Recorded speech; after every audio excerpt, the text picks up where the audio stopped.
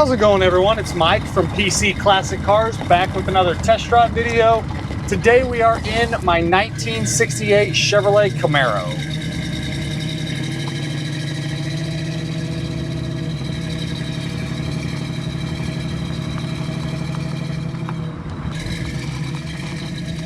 Alright, so again we have a 68 Chevrolet Camaro. It is done up like an SS, but this is not a true SS car.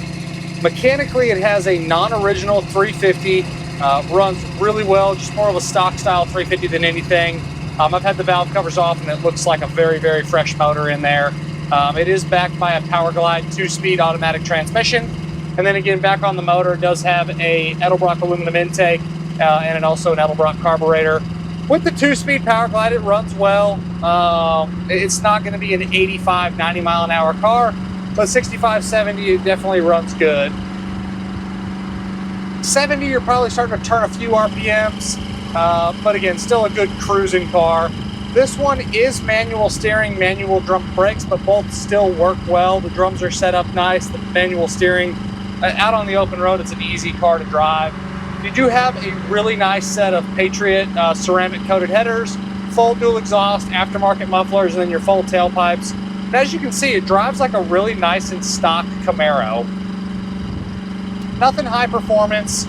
This is a non-AC car, but the heater core is hooked up and the blower motor does work. You do have your little fresh air vents underneath here that you can open and close. I leave them open when it's hot outside, get a little fresh air coming in while you're cruising. On your interior, it's a stock 712, it's a stock code 712 black interior. You have your buckets, your console. It's got the right shifter plate for just low and drive for being a 2-speed car. Seat covers are nice. Headliner's got a few little wrinkles in it over here, a couple little tiny little nicks. Back seat looks good. I don't know if y'all can see it in the video, but on the top of the interior rear panel right there, there's like a little square repair spot. Then there's a little nick on the top of the interior panel on this side over there. There's a little bit of wear on the edge of the bolster here on the driver's seat, but for an older interior, it shows well. You do have 3 gauges up underneath the dash. You have oil, voltage, and then temperature gauge as well. And then your standard 2 gauges in the dash.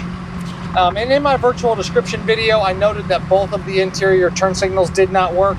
The right one does, but the left interior turn signal bulb going to the driver's side is not working. So just one of the bulbs is not working. And then the only other item I have listed as a no is going to be the washer fluid sprayers. All of your exterior lights work. Horn works. The radio is an aftermarket retro style radio, and you got some speakers in the back. That works. Again, just a well-sorted car when it comes to the electronics. Speedo's working, odometer's rolling, fuel gauge is reading.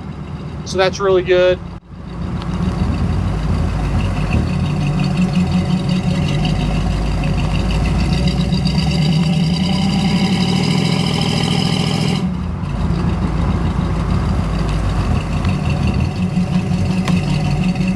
All right, we're warmed up good, so we'll get on it here some.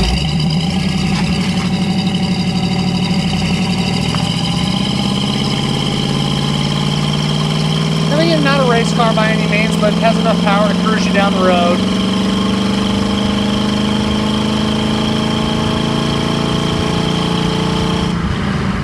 Underneath is very solid. Over on the passenger side toe board, probably like right in that area, right on the inside of the toe board, there's like a little small square patch that was done. Most likely the heater core leaked at one point, then it was replaced. But overall, very solid. This one has had the rear quarters sectioned in. They did a nice job. The quarters look good. And it has had the rear lower drop downs, also a little bit of work done there. But overall, the floors are great. Inside the trunk is nice. The frame rails look good. And no current rust issues. On the exterior, it is a coated R2. Excuse me, my nose is running. An R2, which is Matador red with a black top. Obviously, there's no black top on it now.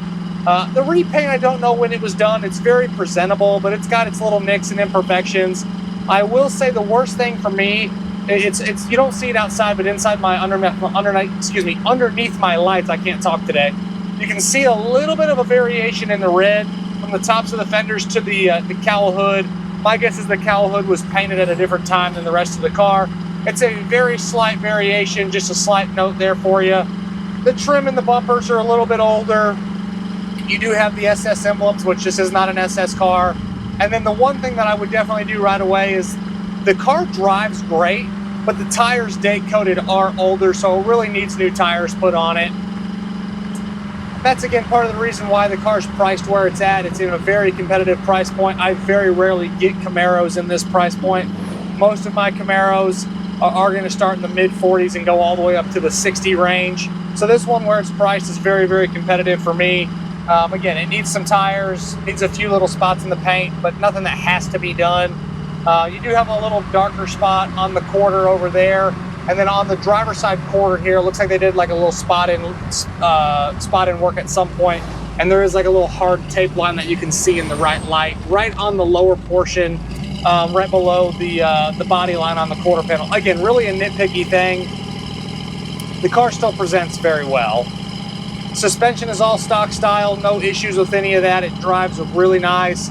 A lot of the front end parts look like they were done at some point, not recently.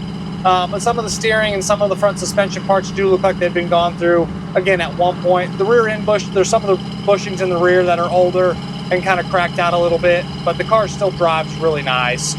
Driving position is very comfortable. I actually really like driving Camaros because there's a lot of room between you and the steering wheel. The driving position with the center console, the horseshoe shifter there, and I always drive with my left hand.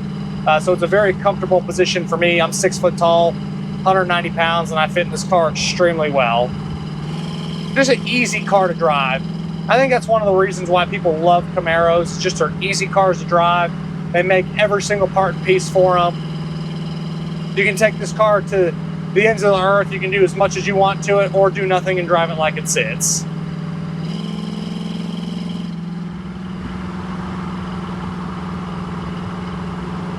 Do have nice mats. Carpet looks good. Just kind of the overall vibe of the car, interior wise and exterior, it's a little bit of an older redone car. Whoever did it to use it and drive it. It wasn't done to be a show car. And that's kind of the cars that I like. I like to use my stuff and drive my stuff. I've owned plenty of cars personally that were just too nice to not drive, and it just takes away some of the fun. This car, you can still be very proud of it. You can do some things to it. I would add vintage AC and maybe some disc brakes up front, and that's really about it. Just drive the wheels off it. It's a great Camaro at a good price point.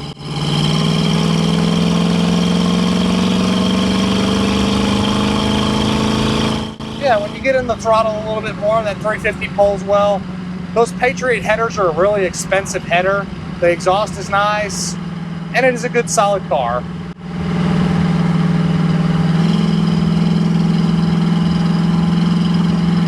It's got a real good exhaust note to it. Not too terribly loud. You get in the throttle, you hear that muffler, those mufflers a little bit more. It's a good car. The little 3 gauges under the dash don't bother me. Obviously, this is just your standard gauges, so you just have your speedo and your fuel gauge. So having those little 3 Sun Pro gauges under there are actually a nice little touch for me. They look classy. They're not the big old gaudy ones. Center console opens and closes well. You have front and rear seat belts. You have rear mats as well. Glove box opens and closes like it should. We're reading 6,752 miles.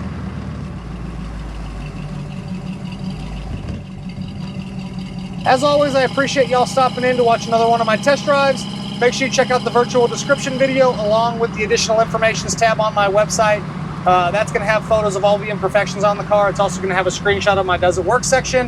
If anyone needs any clarification on anything, don't hesitate to reach out.